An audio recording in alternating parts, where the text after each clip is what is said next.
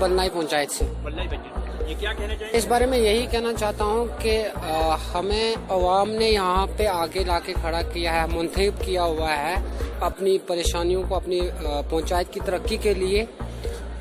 उसके बारे में हमें हर लिहाज से ये सोचकर अवाम का एतमाद लिया तो हमें उनके साथ चलना है।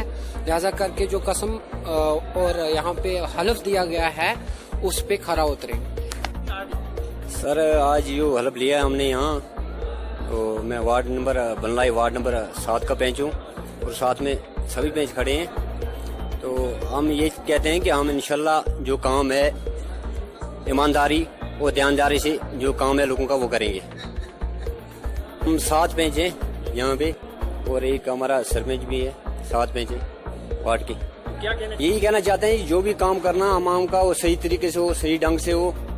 तो जो लोगों का काम है जहाँ जरूरत है वहाँ पे होना चाहिए और लोगों का इसका फायदा मिलना चाहिए। क्या काम तो इस टाइम बहुत होते हैं इलाके के अंदर, क्योंकि हमारे इलाके में तो अभी तक मैं पंचायत छोल वार्ड नंबर 9 ना पैंचा इंशाअल्लाह लोगों ने काम कर संगे असन लोगों ने चुन के दिता ने इस वो तमाम जड़े मेरे मेंबर भी हैं साढ़े असि सारे लोगों ने काम कर सा और इंशाअल्लाह लोगों ने जो भी जायज मुतालबे होए आला डीसी साहब होए जिथे तक आप पहुंचा सकें। ना बिजली है, बिजली की प्रॉब्लम है, पानी की प्रॉब्लम है और तुम्हें पता है जो रोड नहीं है, ये चीजें लोगों ने गरीब लोग हैं बीपीएल जो सारे लोग हैं वो कट गए भी हैं।